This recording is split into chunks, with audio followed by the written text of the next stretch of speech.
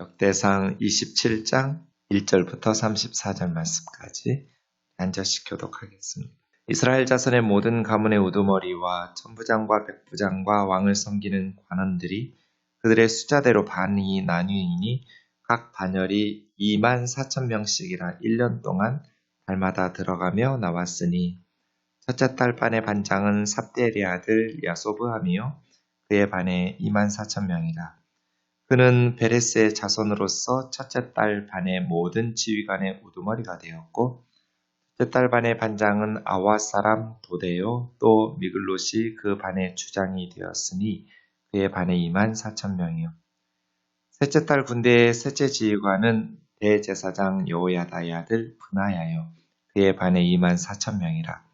이 브나야는 30명 중에 용사요 30명 위에 있으며 그의 반 중에 그의 아들 암미사밧이 있으며 넷째 달 넷째 지휘관은 요압의 아우 아사엘이요 그 다음은 그의 아들 스바데아이니 그의 반에 24,000명이요. 다섯째 달 다섯째 지휘관은 이스라 사람 삼후시니 그의 반에 24,000명이요. 여섯째 달 여섯째 지휘관은 드고아 사람 이게스의 아들 이라이니 그의 반에 24,000명이요. 일곱째 달 일곱째 지휘관은 에브라임 자손에 속한 발론 사람 헬레스이니 그의 반에 24,000명이요. 여덟째 달 여덟째 지휘관은 세라 족속 후사 사람 시브게이니 그의 반에 24,000명이요. 아홉째 달 아홉째 지휘관은 베냐민 자손 아나돗 사람 아비에셀이니 그의 반에 24,000명이요. 열째 달 열째 지휘관은 세라 족속 느도밧 사람 마하레이니 그의 반에 24,000명이요. 열한째 달 열한째 지휘관은 에브라임 자손에 속한 비라돈 사람 브나야이니 그의 반에 24,000명이요. 열두째 달 열두째 지휘관은 온니엘 자손에 속한 느도밧 사람 헬데이니 그 반에 24,000명이었더라. 이스라엘 지파를 관할하는 자는 이러하니라. 루벤 사람의 지도자는 시그리의 아들 엘리에셀이요. 시몬 사람의 지도자는 마아가의 아들 스바데아요. 레위 사람의 지도자는 그무엘의 아들 하사베아요. 아론 자손의 지도자는 사독이요. 유다의 지도자는 다윗의 형 엘리후요. 이사갈의 지도자는 미가엘의 아들 오므리요. 스불론의 지도자는 오바댜의 아들 이스마야요. 납달리의 지도자는 아리스엘의 아들 예레못이요. 에브라임 자손의 지도자는 아사시아의 아들 호세아요. 므낫세 반지파의 지도자는 브다야의 아들 요엘이요. 길르앗에 있는 므낫세 반지파의 지도자는 스가랴의 아들 이또요.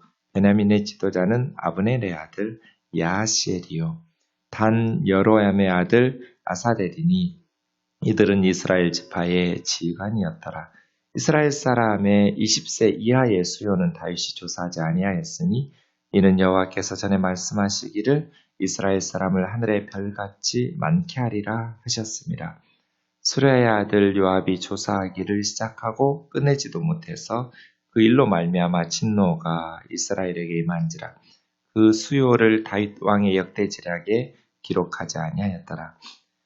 아디엘의 아들 아스마엣은 왕의 곳간을 맡았고 우시아의 아들 요나단은 밭과 성읍과 마을과 망대의 곳간을 맡았고 글루베의 아들 에스라는 밭가는 농민을 거느렸고 라맛 사람 시므이는 포도원을 맡았고 스밤 사람 삽디는 포도원에 솟은 포도주 곳간을 맡았고 게델 사람 발 하나는 평야의 감람나무와 뽕나무를 맡았고 요아스는 기름 곳간을 맡았고 사론 사람 시드레는 사론에서 먹이는 솥대를 맡았고 아들네 아들 사밧은 골짜기에 있는 솥대를 맡았고 이스마엘 사람 오빌은 낙타를 맡았고 메로노 사람 예드야는 나귀를 맡았고 하갈 사람 야시스는 양떼를 맡았으니 다윗 왕의 재산을 맡은 자들이 이러하였더라. 다윗의 숙부 요나단은 지혜가 있어서 모사가 되며 서기관도 되었고 학모니의 아들 여이엘은 왕자들의 수종자가 되었고 아이도벨은 왕의 모사가 되었고 아렉 사람 후세는 왕의 벗이 되었고 브나의 아들 여호야다와 아비아달은 아이도벨의 뒤를 이었고 요압은 왕의 군대 지휘관이 되었더라. 아멘.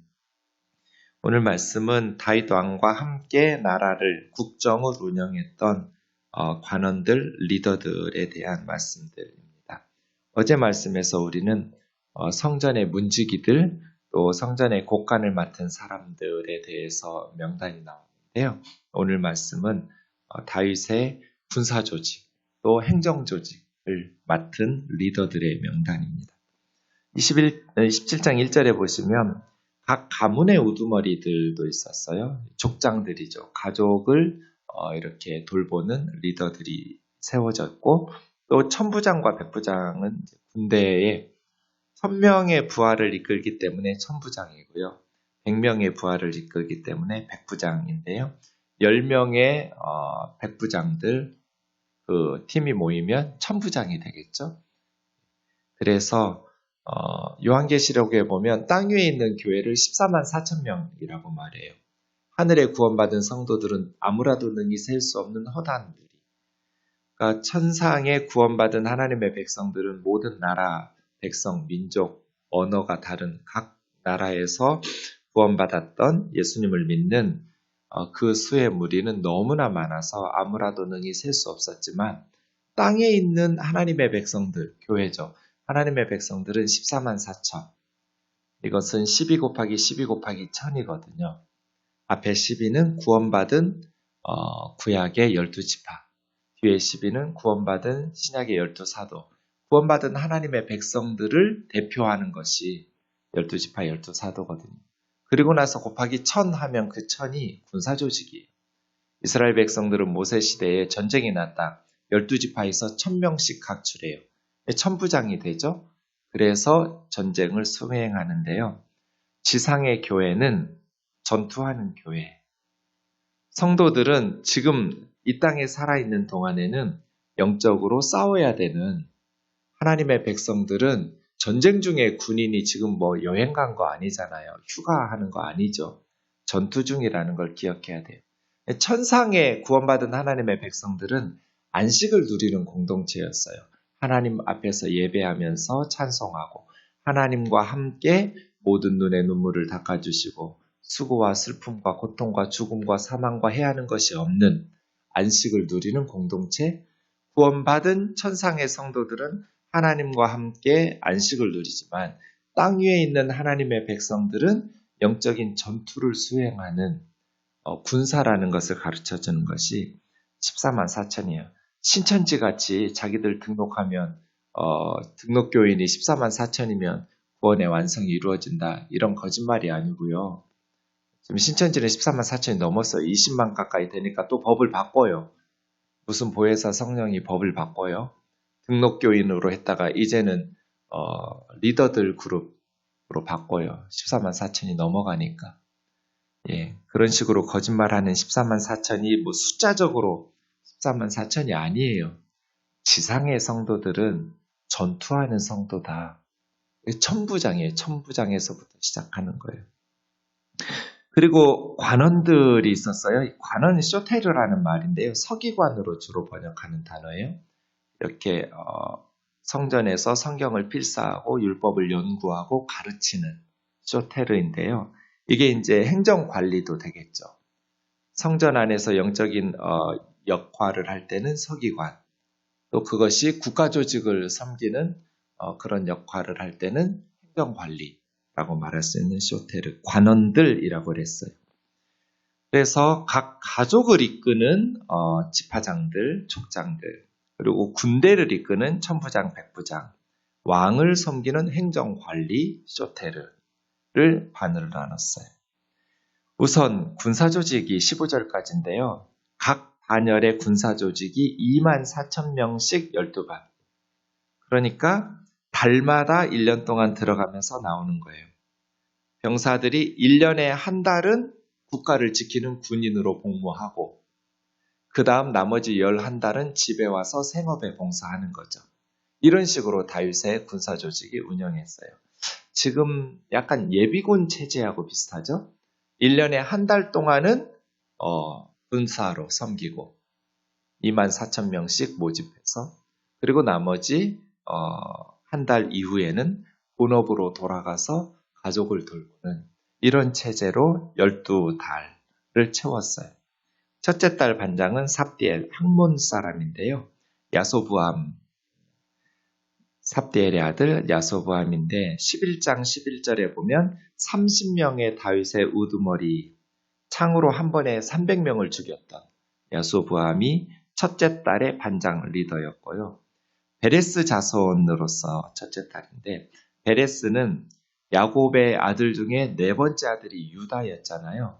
유다가 세 아들이 있었어요. 엘, 오난, 셀라였는데요. 엘과 오난은 하나님 앞에 죄를 지어서 죽었어요. 그 첫째 아들 엘의 아내였던 다말이라는 며느리가 이제 셋째 셀라를 줘야 되는데, 셀라를 또 마지막 아들까지 죽을까봐 유다가 친정으로 가서 기다려라, 우리 셋째가 클 때까지, 이러다가 이제 창기로 변신해서 시아버지를 유혹해가지고 임신했던 쌍둥이였는데요. 베레스와 세라를 낳았죠. 사실은 그 베레스의 자손은 유다가 자기 며느리인 줄 모르고 다말과 이렇게 관계를 맺어서 낳았던 쌍둥이 중에 첫째 아들이 베레스였죠. 그 베레스의 자손이 야소부암인 거예요. 첫째 딸의 반장이었어요. 둘째 딸은 아와 사람 도데, 셋째 딸은 대제사장 여호야다의 아들 브나야. 원래 대제사장의 아들은 대제사장이 되고 제사장이니까요. 그런데 여호야의 아들 브나야는 제사장 역할을 한 것이 아니라 군대장 역할을 한 거예요. 아주 용감한 사람이었고, 애굽 사람이 아주 키 큰 5규빗이나 되는 2m 20 정도 되는 사람이에요. 2m 20 정도 되는 장대한 애굽 사람을 막대기로 쳐서 죽이는 브나야, 아주 용감한 그런 눈 속에 있는 사자도 쳐서 죽이는 용감한 장수였는데요. 이 브나야를 보면서 대제사장의 아들이지만 용감하게 힘을 키워서 국가를 지키는 일에 봉사하기도 한 거죠. 그 브나야도 30명 중에 용사였는데 시위 대장으로 다윗이 세우기도 하죠. 7절의 넷째 딸은 요압의 아들 아사헬이에요. 이게 스루야라는 아버지에게 용감한 세 아들이 있었는데요. 요압, 아비세, 아사헬 세 명이에요. 그의 큰형 요압은 군대 장관이에요. 끝에 나오지만 그 동생 2명 아비세와 아사헬도 아주 용감한 장수들이에요. 그래서 넷째 딸은 요압 군대 장관의 아들 아사헬.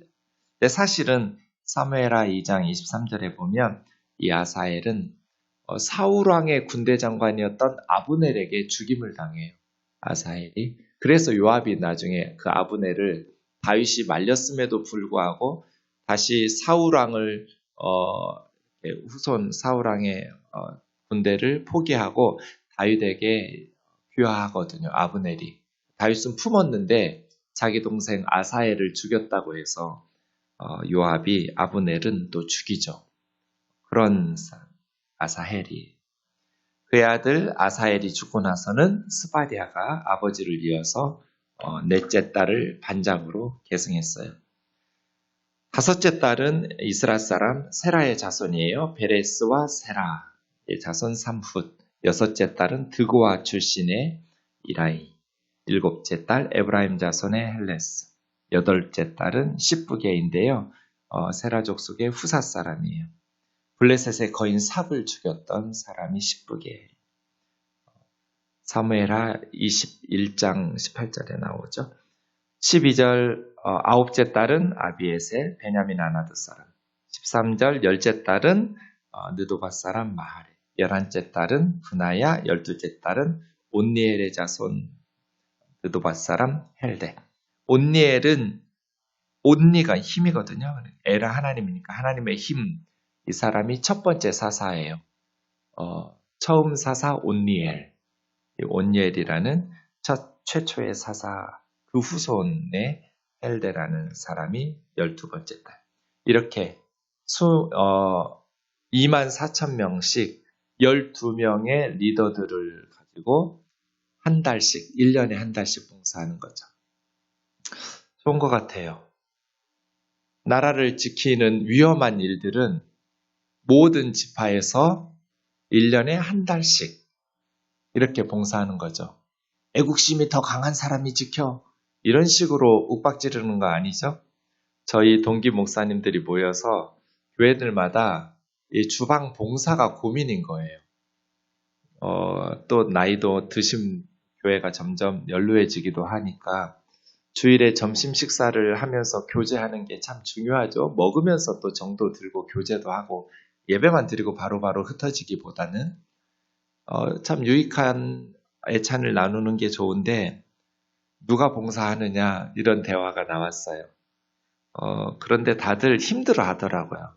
보통 교회들이 그냥 봉사 부원들이 하니까 매주 봉사 부원들이 식당 봉사를 은혜로 감사함으로 교우들을 섬기면서 하긴 하지만 또 때로는 힘들 때도 있잖아요.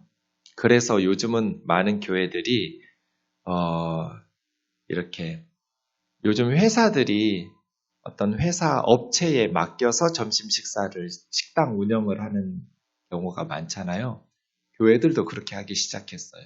주일에 교우들이 봉사할 분들 좀 불평이 많고 트러블이 많으니까 아예 그냥 페이를 지불하면서 일하는 아주머니 반찬 만들어준 이런 분들을 고용하는 거예요. 그런 교회들이 우리 동기들 중에도 있어요. 그러니까 참 좋다 이렇게 말하기도 하더라고요.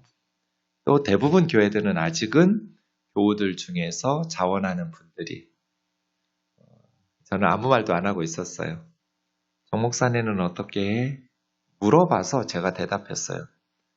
우리는 다 같이 해. 어떻게?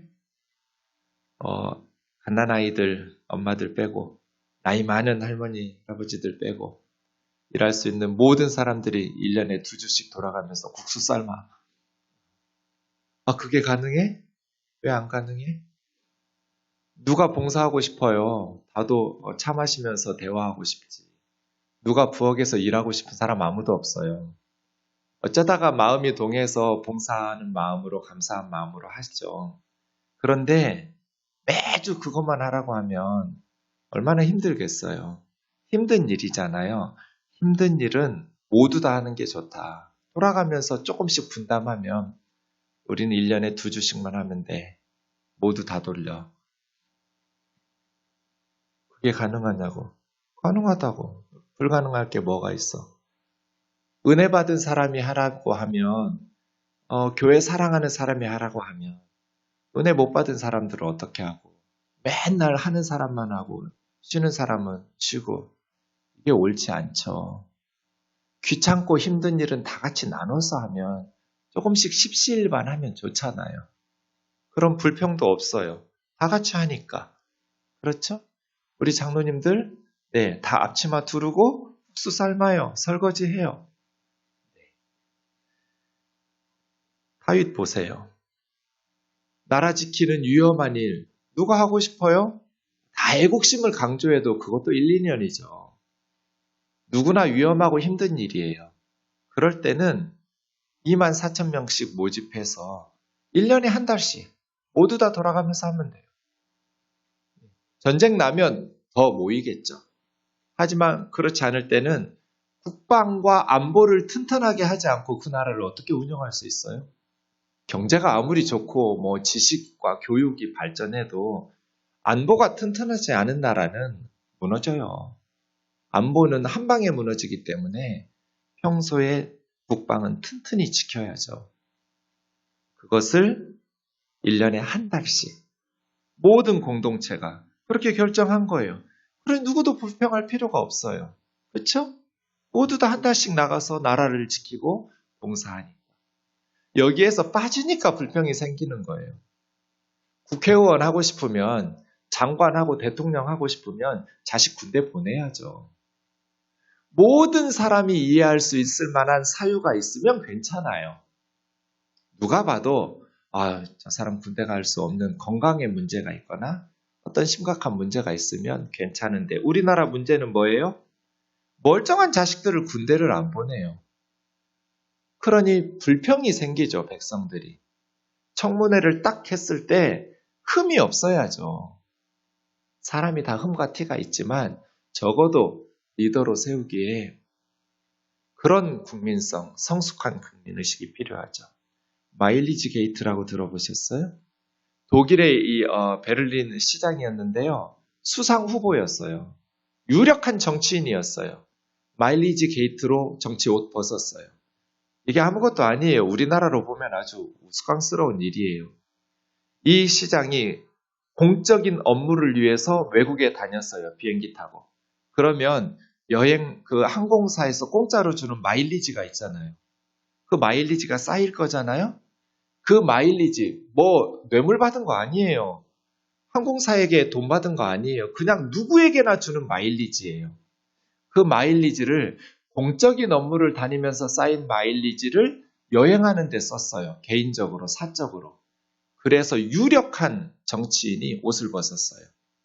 독일 국민들은 네가 공적인 비행기로 외국 다니면서 여행 다니면서 항공사에서 준 것은 당연히 공적인 일에 써야지. 아무리 공짜로 항공사에서 줬다 할지라도 그 정도의 공사를 구분 못하는 사람이 무슨 나라를 운영하냐. 옷 벗어 해가지고 사퇴했어요.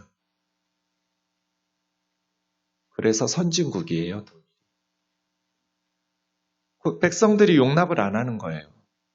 우리 리더가 되려면 더 희생을 해야죠. 군대를 더 보내야죠.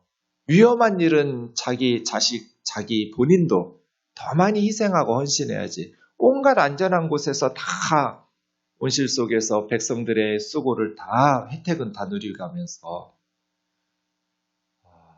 정말 부러웠던 것이요. 국회의사당에 가봤어요.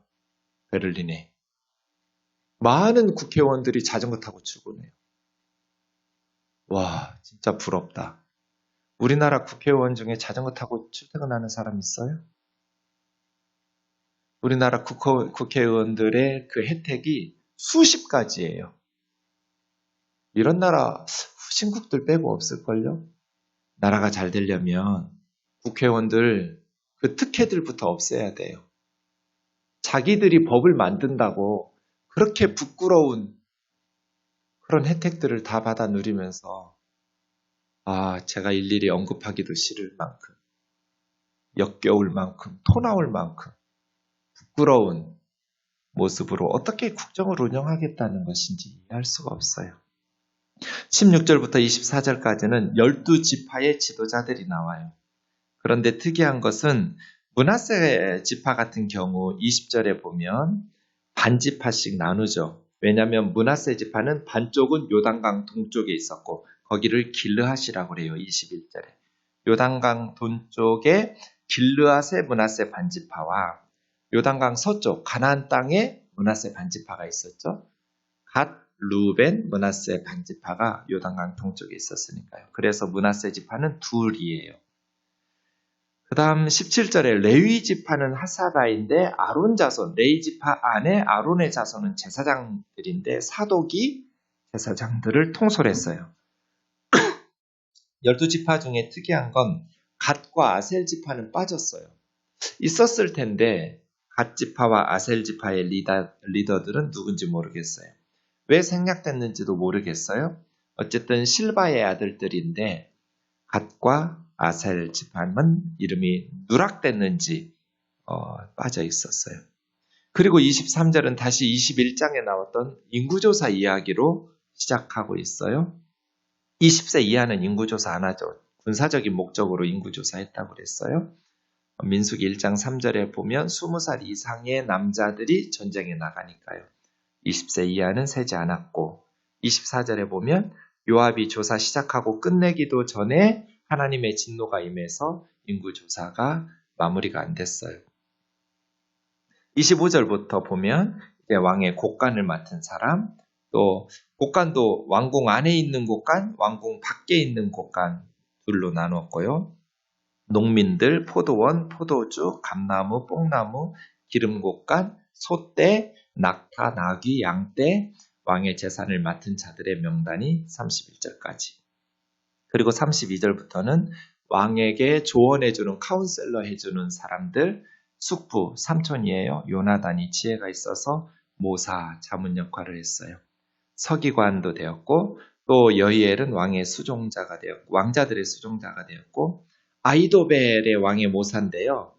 이 아히도벨은 압살롬 다윗의 아들 압살롬 반역 때 압살롬의 모사 역할을 했어요. 반역에 동참하죠. 그러다가 스스로 목매어서 죽었어요. 아히도벨.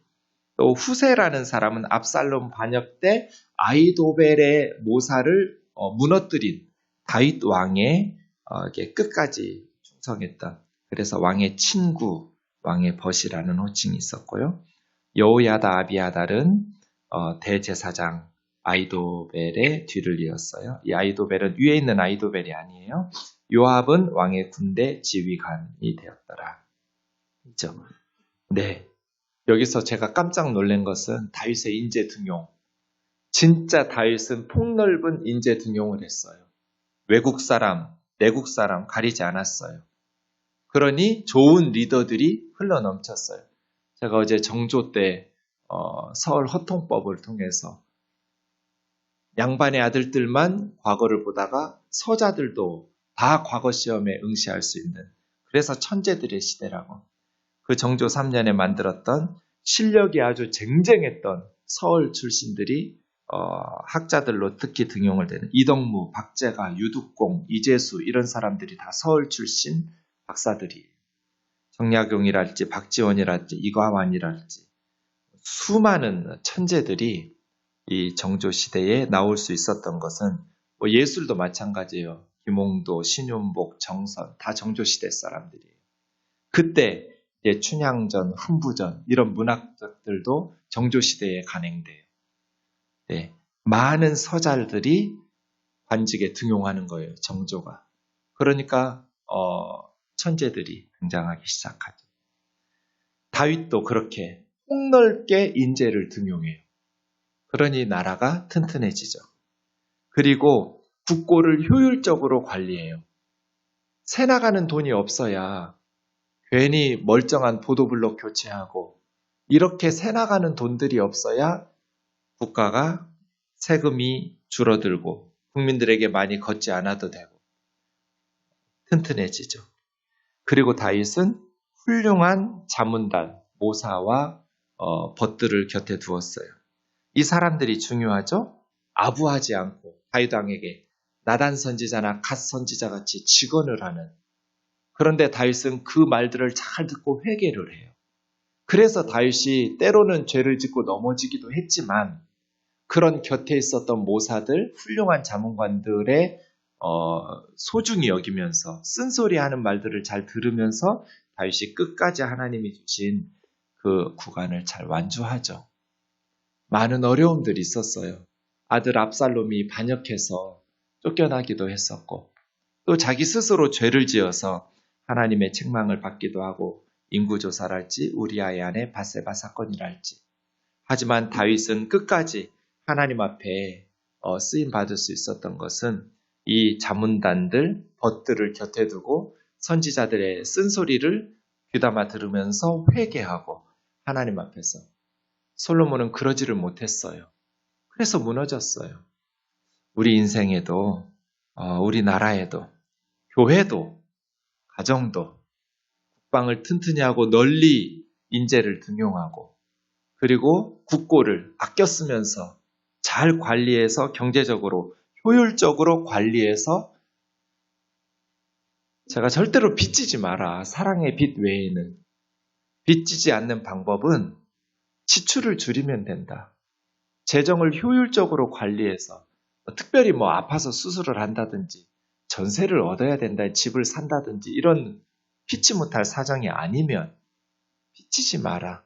검소하고 절약하고 효율적으로 재산 관리하고, 그래야 성도들에게 헌금을 조금 받죠. 국민들에게 세금 부담이 줄어들죠.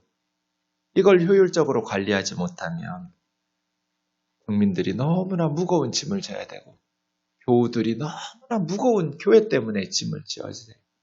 그러한 일들이 없도록 말씀 앞에서 교회도 가정도 나라도 우리가 기도해야 될 것 같습니다. 기도하겠습니다. 살아계신 하나님 아버지, 다윗의 시대에 태평성대를 이룰 수 있었던 것은 다윗이 인재를 폭넓게 등용했기 때문입니다. 수많은 외국인들을 리더로 세웠습니다. 수많은 조상들의 부끄러운 모습들이 있었지만 그의 자손들은 용서하면서 실력껏 능력 있는 자리에 앉혔습니다. 그러니 다윗의 시대에는 누구나 열심히 노력했을 것입니다. 자기 분야에서 신실하게, 그리고 힘들고 어려운 국방 같은 일에는 모두 다 공평하게 1년에 한 달씩 수고하고 봉사하면서 나라를 지키도록 국방을 튼튼히 했습니다. 안보를 그렇게 튼튼히 해 백성들이 불평과 불만이 없도록 합니다. 국고를 효율적으로 관리하고 국민의 세금 부담을 줄였습니다. 훌륭한 자문단과 벗들을 곁에 두면서 아부하지 않는 직언을 날려서 그들의 말을 듣고 회개하고 하나님 앞으로 다시 돌아올 수 있었습니다. 자비로우신 주님, 이런 겸손한 리더들이 한국 교회에 우리나라에도 허락하여 주옵소서. 가정을, 교회를, 나라를 잘 이끌어갈 수 있는, 백성들의 존경을 받을 수 있는, 성도들의 존경을 받을 수 있는, 그래서 우리의 미래 후손들에게 부담이 아닌 많은 유익을 줄 수 있는 그러한 앞선 세대들이 되게 하여 주옵소서. 예수님의 거룩하신 이름으로 기도하옵나이다.